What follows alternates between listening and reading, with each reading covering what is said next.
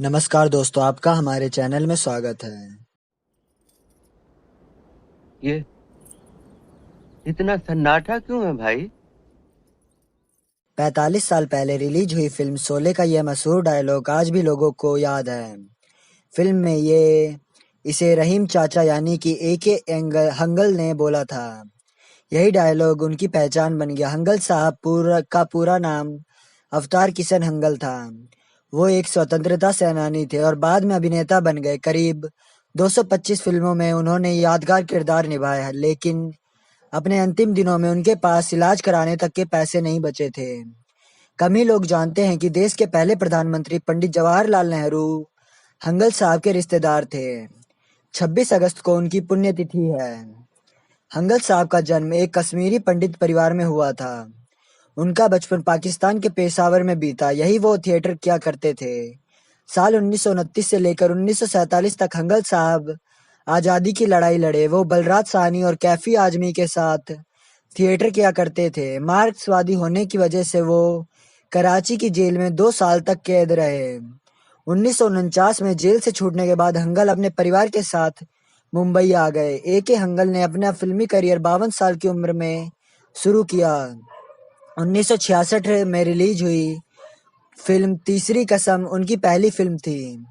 70, 80 और 90 के दशक में उन्होंने खूब फिल्में की।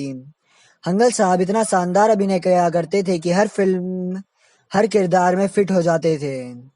उनके चाहने वालों की संख्या बढ़ती जा रही थी। ए.के. हंगल ने राजेश खन्ना के साथ 16 फिल्मों में काम किया। इसके अलावा वो हीर रांझा, नमक हराम, शौकीन, आईना, अर्जुन, आंधी, तपस्या, कोरा कागज, बावर्ची, छुपा रुस्तम, बालिका वधू, गुड्डी, नरम गरम जैसी फिल्मों में नजर आए। हर फिल्म में उनके काम की तारीफ हुई। साल 2006 में सिनेमा में योगदान के लिए उन्हें पद्म भूषण से नवाजा गया। पंडित नेहरू की पत्नी कमला नेहरू हंगल साहब की मां के रिश्ते में बहन थी। ए.के. हंगल को अपने अंतिम दिनों में एक छोटे से कमरे में जिंदगी गुजारनी पड़ी। वो 95 साल की उम्र में अपने बेटे के साथ खंडहर जैसे घर में रह रहे थे। एक एक वक्त पर हंगल साहब की हालत इतनी खराब हो गई थी कि उन्हें उनके पास दवाइयों और मेडिकल बिल भरने तक के पैसे नहीं थे। हालांकि बाद में कई लोगों ने उनकी मदद भी की। ए.के. हंगल एक बार अपने घर के ही बाथरूम में फिसलकर गिर गए, जिसके बाद उनकी जांघ की हड्डी टूट गई और पीठ में भी चोट आई। इसके बाद उन्हें अस्पताल ले जाया गया सर्जरी के लिए, लेकिन छाती और सांस लेने में तकलीफ के चलते सर्जरी नहीं की जा सकी।